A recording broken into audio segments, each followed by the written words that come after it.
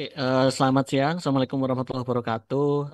Terima kasih atas kesempatannya. Perkenalkan saya Muhammad Hilal Fikriansah. Saya sebenarnya manajer dari Wildlife Protection Unit di program Frankfurt Zoological Society, di mana kami saat ini bekerja sama dengan Kementerian Kehutanan melakukan upaya konservasi terhadap gajah Sumatera, orangutan Sumatera, dan harimau Sumatera di Bentang Alam Bukit 30. Diskusi pada siang hari ini mungkin lebih banyak saya akan share atau bercerita sedikit tentang bagaimana kami menghadapi ataupun berdinamika di Bentang Alam Bukit 30 dengan koeksisten masyarakat yang cukup tinggi dan bagaimana sih sebenarnya konsep dalam tanda kutip koeksistensi manusia dan gajah Sumatera secara general dalam rangka untuk melakukan konservasi spesies dalam yang kita bisa lihat sendiri bahwa gajah Sumatera merupakan salah satu satwa prioritas dan juga umbrella spesies dalam sebuah bentang alam. Sebelum kita masuk ke materi, Bapak Ibu dan rekan-rekan sekalian mungkin bisa lihat inilah gajah Sumatera yang saat ini kami ini ya bantu Kementerian Kehutanan untuk bantu mengkonservasi di bentang alam Bukit 30 dengan populasi yang relatif cukup besar 96 sampai 129 individu pada survei tahun 2023 lalu dengan populasi jantan yang cukup banyak, cukup signifikan juga beberapa kali tiap bulannya kami selalu mengobservasi adanya jantan-jantan muda yang bergerak secara dispersal. Hal ini menunjukkan sisi yang positif di kala tingginya tekanan dalam sebuah bentang alam dan habitat gajah secara general di Pulau Sumatera seperti itu. Next.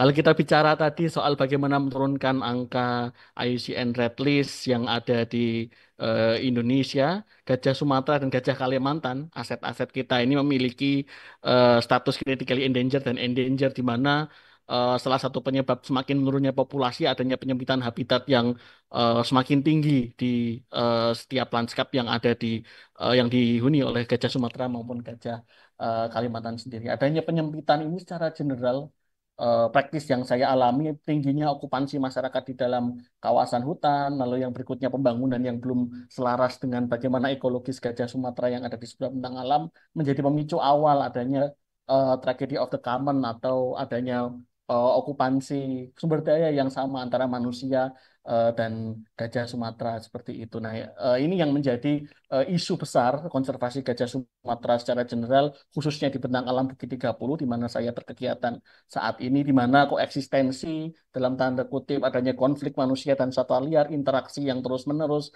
menjadikan isu yang selalu panas dalam segi sosial masyarakat dan juga harus dipertimbangkan dalam setiap aspek pembangunan daerahnya. Next. Jika kita lihat sebenarnya bagaimana populasi bentang gajah Sumatera di secara keseluruhan di Pulau Sumatera mengalami tren penurunan seperti itu, di mana setiap ada 22 kantong habitat yang saat ini teridentifikasi secara umum terlihat kalau nanti slide-nya sudah muncul sebelah kiri nanti akan terlihat bagaimana pulau-pulau populasi ini yang mayoritas sudah tidak saling terkoneksi. Nah, ini yang menjadi salah satu PR besar, salah satu tantangan yang harus kita jawab di mana distribusi populasi ini kebanyakan tidak terkoneksi satu sama lain. Hal ini tentu akan menekan populasinya, ancaman inbreeding juga turut semakin meningkat dan ini menjadi salah satu concern yang harus kita perhatikan ketika kita bicara soal pengelolaan bentang alam di dalamnya dihadapkan dengan 85% populasi yang berada di luar kawasan konservasi, di mana 67%-nya berada di area lindung perusahaan, 12%-nya berada di hutan lindung, dan 69% berada di luar kawasan hutan. Ini menjadi indikasi di mana tren konservasi gajah Sumatera harus inklusif, harus melibatkan banyak pihak, harus melibatkan kolaborasi dari semua pemangku kebijakan yang ada di tingkat tapak seperti itu. Adanya 85% populasi yang berada di luar kawasan konservasi ini juga tentu menjadi tantangan di mana perkembangan dari manusia, bagaimana perkembangan ekonomi, pembangunan yang ada di tempat yang sama di mana habitat gajah itu berada.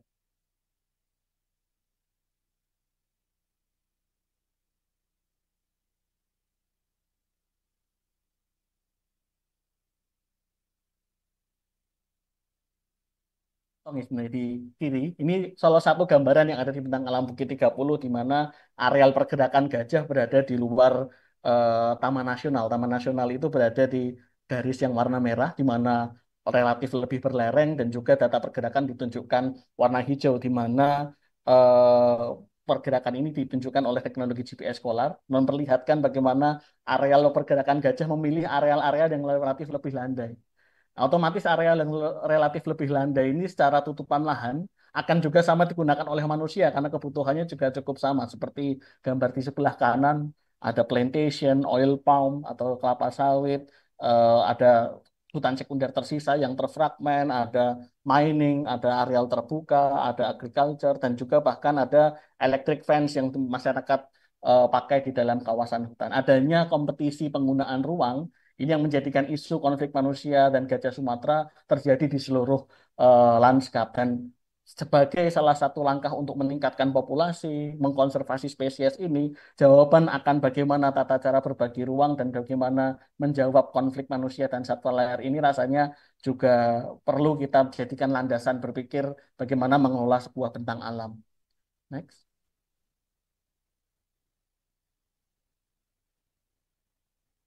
Ini roadmap yang relatif sama di setiap benang alam. Foto yang sebelah kanan ini saya ambil sendiri, di mana sekitar 30 sampai 40 ekor gajah menghancurkan satu pondok ilegal di dalam kawasan hutan.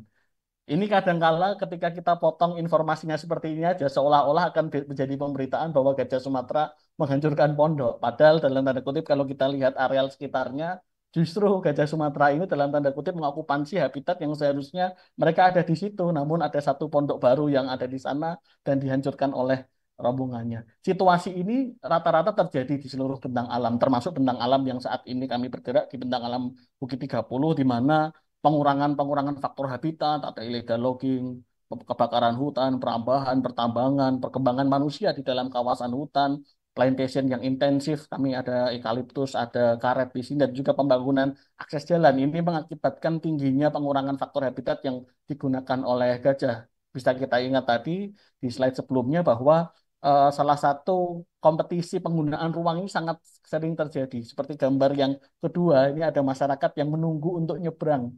Jadi mereka harus nunggu gajah ini nyebrang dulu, baru masyarakat ini menyeberang. Ini ancaman-ancaman seperti itu akan didahului dengan pengurangan faktor habitat yang intensif sehingga gajah bisa jadi keluar dari areal habitatnya maupun masyarakat yang justru masuk ke dalam habitatnya. Ancaman populasi secara langsung yang diakibatkan oleh hal-hal seperti ini dapat dirangkum dalam satu konteks besar yaitu konflik manusia dengan gajah di mana kami cukup melihat fenomena beberapa tahun terakhir di mana retaliatory killing atau pembalasan dendam ini bisa menjadi ancaman terhadap manifestasi dari konflik manusia dengan gajah baik itu dalam kawasan hutan maupun di luar kawasan hutan. Berikutnya adalah jerat di tahun 2021, 2022 kami sempat temui beberapa jerat aktif yang ada pada areal pergerakan gajah seperti itu. Bahkan ada satu anak gajah dari BKSDA Jambi dan juga mitranya eh, melakukan translokasi pasca adanya satu anak gajah yang tertinggal dari kelompoknya karena jerat. Selain itu, jerat listrik, kalau kita biasa sebut pagar listrik, tapi menurut saya pagar listrik terminologi yang ideal untuk di luar kawasan hutan. Namun ketika kita bicara di dalam kawasan hutan, jerat listrik ini menjadi tentu ancaman yang paling utama pagar listrik, namun ilegal seperti yang mematikan. Berikutnya adalah racun, wildlife crime seperti perdagangan, gading, dan lain-lain sebagainya, dan tentu perburuan. Nah, hal-hal ini yang sebenarnya menjadi ancaman populasi yang secara drastis, di mana dasar utamanya kalau kita berkaca pada slide-slide sebelumnya adalah koeksistensi antara manusia dan gajah ini juga harus dipetakan, harus tentu diruangkan, harus tentu dituangkan dalam sebuah konsep yang matang. Sebenarnya basisnya adalah itu. Next. Sebenarnya izin untuk mengutip, jadi saya sedikit banyak terinspirasi. Jadi dulu saya saat kuliah itu baca buku Prof. Juwantoko dan saat itu saya baru pertama kali lihat gajah. Saya lihat waktu itu di tahun 2018 melihat bagaimana adanya sinkronisasi antara populasi habitat dan manusia ini harus harus seimbang dalam dalam konteks pembangunan sebuah bentang alam dan ini betul-betul terjadi. Bagaimana kita mengaplikasikannya terhadap memitigasi konflik manusia dan gajah Sumatera. Seperti sebelumnya kita lihat bahwa tumpang tindih areal penggunaan ini menjadi isu utama sehingga terminologi relung ini, zonasi berbasis relung atau kebutuhan gajah dan juga kebutuhan manusia ini harus sama-sama diakomodir.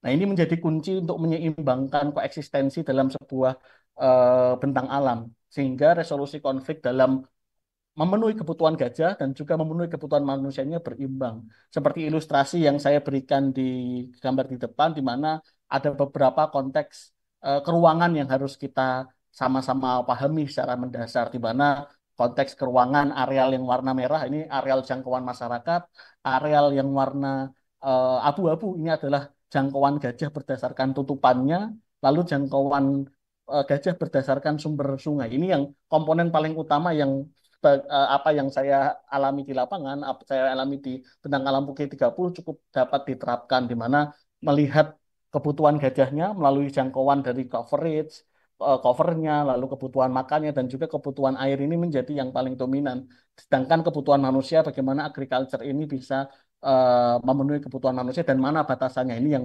komponen paling penting. Ketika di overlay kita bisa melihat ada beberapa kriteria zona lagi di mana yang areal A ini yang murni masyarakat akan bisa kelola. B ini mulai ada koeksistensi di situ, namun secara eh, kebutuhan gajahnya mulai berkurang. Sedangkan C ini gajah sangat dominan karena ada air di sini, dan D murni untuk gajah karena berkaitan dengan covernya. Nah, keruangan-keruangan ini harus dituangkan dalam sebuah dokumen di pada sebuah dalam pengelolaan sebuah lanskap sehingga secara penempatan pengelolaan, penempatan, bagaimana cara memitigasinya, pengelolaan program dari semua stakeholder bisa satu tarikan nafas untuk menunjang koeksistensi yang terjadi.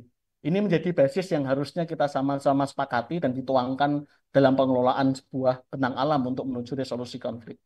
Next. Salah satu eh, aplikasi yang saya terapkan di Bentang Alam Bukit 30, seperti yang tadi kita bicarakan, memetakan mana lokus yang A, yang untuk manusianya murni, mana yang B, mulai ada transisi gajah sering ke situ, tapi ya masyarakat masih butuh dan itu legal. C, di mana murni gajah butuh ada di situ, mulai masyarakat harus juga kebutuhannya mulai berkurang, dan D, murni untuk gajah. Ya, bisa kita dekati dengan berbagai macam tools saat ini. Dengan informasi itulah pentingnya tadi kalau disampaikan Pak Dirjen sebelumnya bahwa data ini sangat penting dalam pengelolaan spesies-spesies kita. Data-data seri seperti GPS Scholar, track patroli, temuan masyarakat, informasi masyarakat, bahkan pengetahuan adat masyarakat atau sosial masyarakat terkait spesies ini menjadi komponen paling penting untuk menyusun keruangan tadi.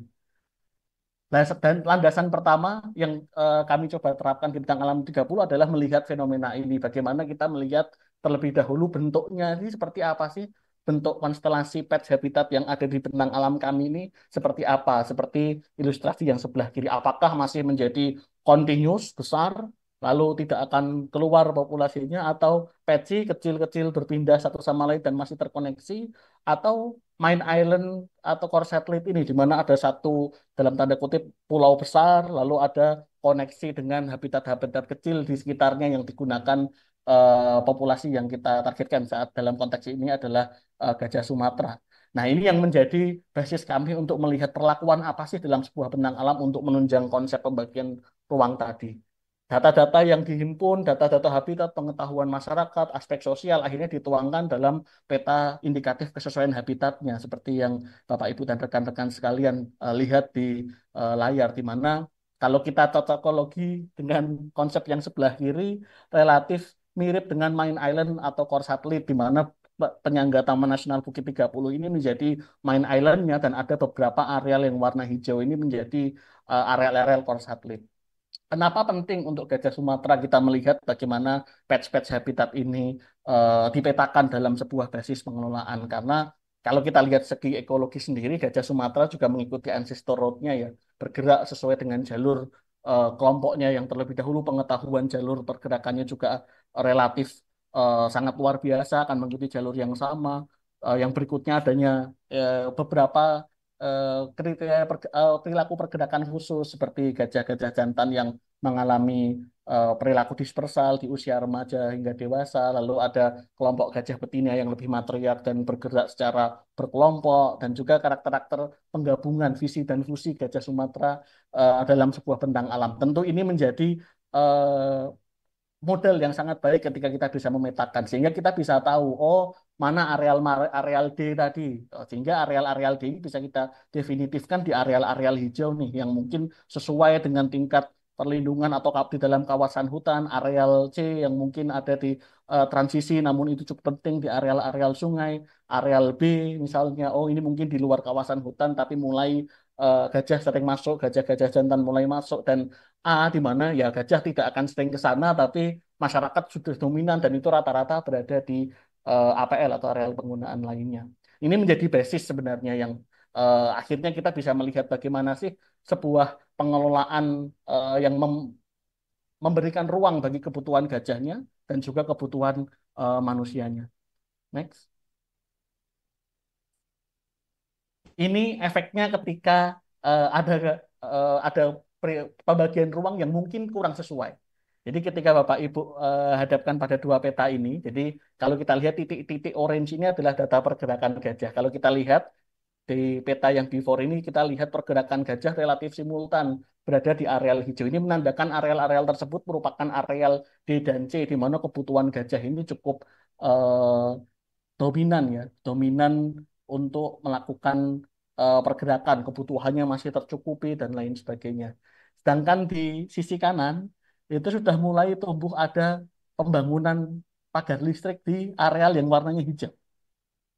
Efeknya cukup menarik. Kami mengamati fenomena ini di Bintang Alam Bukit 30, di mana efeknya cukup menarik. Pasca adanya pemasangan, intensitas penggunaan areal hijau ini berkurang. Areal-areal yang dalam tanda kutip sebagai main island ini berkurang. Justru berpindah pada areal-areal yang warna kuning, bahkan menggunakan areal-areal yang eh, jauh dari main islandnya, seperti sisi bagian kanannya. Nah, situasi-situasi ini menjadi tidak konstruktif ketika kita membangun sebuah pengelolaan berbasis lanskap ya, di mana yang pertama soal pergerakan populasi yang akhirnya di luar konsep pengelolaan kita, jadi bisa jadi gajahnya lebih dominan di areal yang warna kuning atau putih yang biasanya ada di APL, tentu penanganannya akan ekstrim terus nih.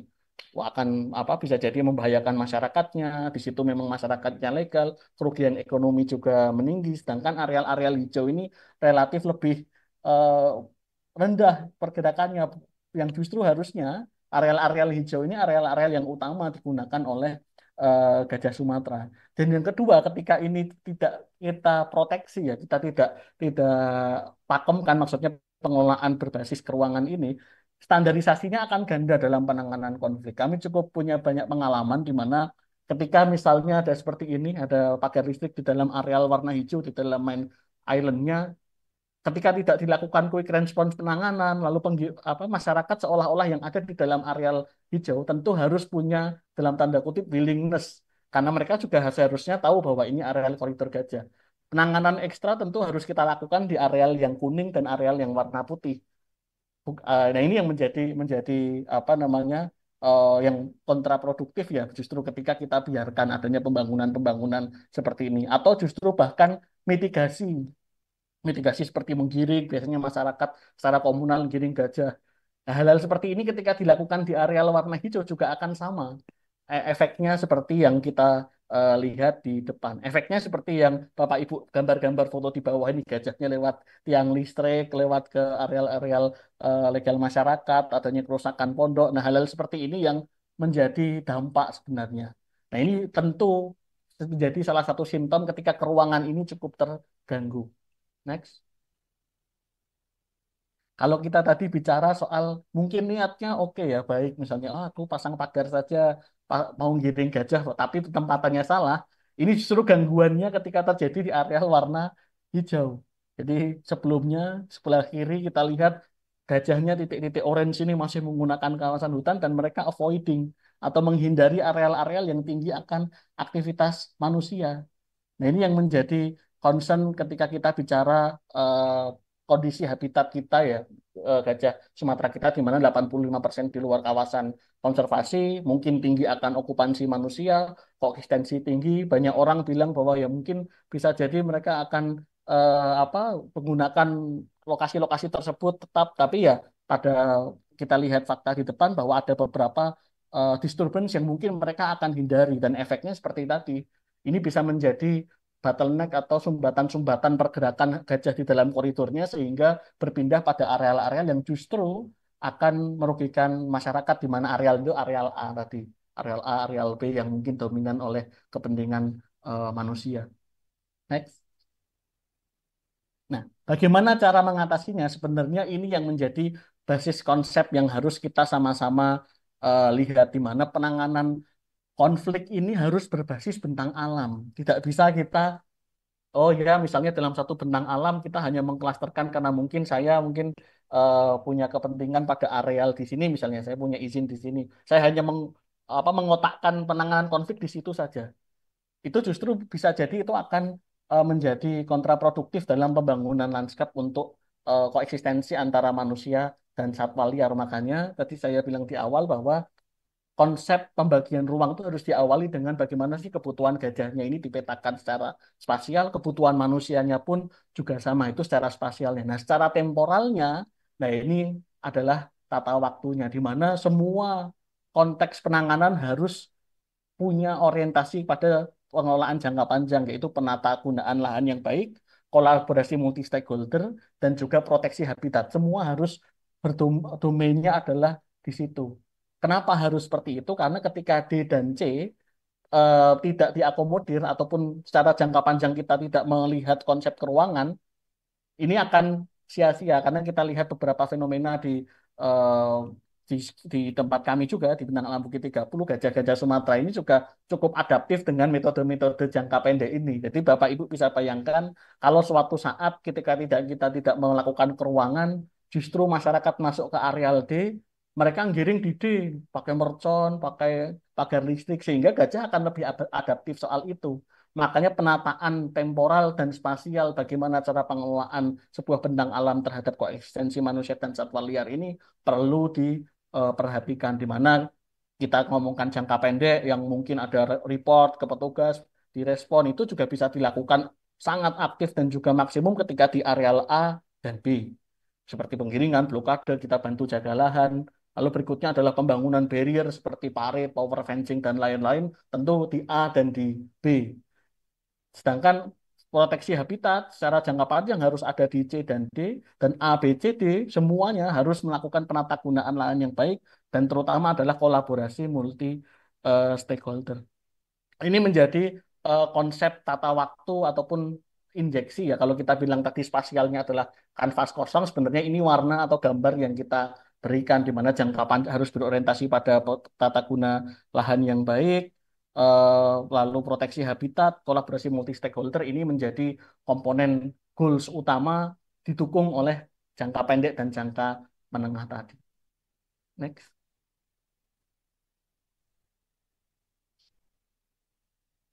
Jika kita bicara soal secara temporal dan spasial tadi, secara jangka temporalnya adalah bagaimana areal ABCD atau areal lokasi-lokasi yang sesuai dengan gajah, mana yang sesuai dengan manusia, kita bicara dengan temporal. Sebenarnya apa saja yang eh, harus didukung terhadap konteks itu? Bisa next, izin Bu. Nah, sebenarnya ini adalah domain kita semua ya, domain pengelolaan gajah Sumatera di mana populasi, habitat, dan manusia yang ada didukung oleh apa? Didukung oleh beberapa aspek yang terutama adalah multi stakeholder collaboration, public private partnership, inovasi dan riset ini penting, pembangunan kapasitas, penguatan kebijakan ini yang cukup paling krusial, diseminasi informasi terhadap masyarakat. Berikutnya adalah quick response landscape based orientation seperti yang tadi bilang tidak ada pemotongan dalam tanda kutip isu konflik pada lokasi-lokasi tertentu dan terakhir adalah pelibatan masyarakat. Aspek-aspek ini yang paling penting untuk menunjang temporal dan spasial tadi. Next.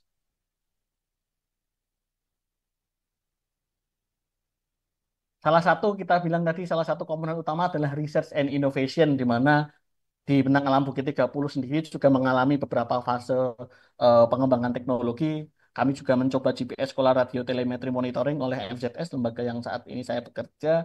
Kami menggunakan GPS Scholar tersebut intensif pada 5 kelompok gajah dan beberapa gajah jantan muda. Berikutnya BKSDA Jambi kemarin juga melakukan thermal drone for population monitoring, di mana populasi ini dipantau oleh thermal drone sehingga menguntungkan, segi waktu pun dipersingkat ya untuk mensurvei populasi, sehingga ada basis perkembangan data monitoring yang intensif. Berikutnya dari teman-teman UGM kemarin kami bersyukur ada uji coba bioakustik monitoring. Kami juga banyak teredukasi soal bagaimana respon suara gajah terhadap situasi habitat yang ada di Bentang Alam Bukit 30. Next. Ini cerita lucu sedikit ketika kita menginjeksi sebuah research innovation yang perlu dipertimbangkan, terutama adalah kondisi gajahnya dan kedua manusianya. Kalau gajahnya sendiri kita bisa lihat sebelah kanan ini cukup unik, di mana kami punya gajah-gajah jantan yang sebelumnya kami pasang GPS. Salah satunya itu lepas.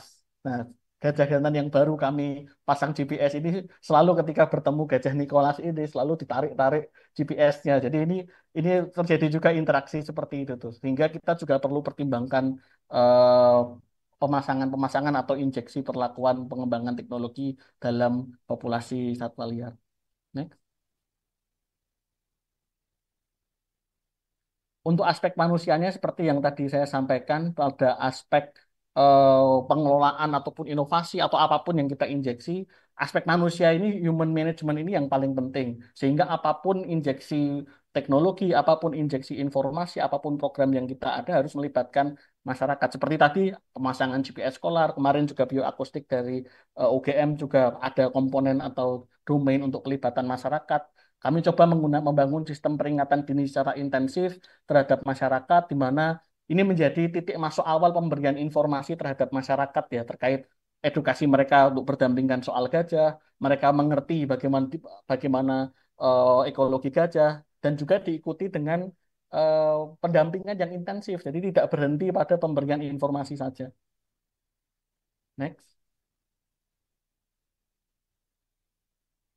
Berikutnya pemantauan habitat yang terintegrasi ini berkaitan dengan basis data-data tadi seperti yang disampaikan Pak Dirjen KSDAE. Kami selaku mitra juga sangat beruntung ya bisa berkolaborasi smart dengan UPT yang ada di lapangan, di mana pemantauan habitat jadi intensif sehingga data-data habitat terintegrasi dan bisa menghasilkan dalam tanda kutip pembangunan spasial keruangan yang cukup komprehensif seperti yang kita lihat di awal. Kita bisa lihat di mana kebutuhan gajah, di mana kebutuhan manusia, di semua dasarnya adalah pemantauan berbasis smart yang saat ini cukup terkoneksi dengan baik. Masing-masing OPT juga memiliki sistem informasi manajemen dan juga terkoneksi secara langsung dengan sistem yang ada di pusat di KSDHI. Next.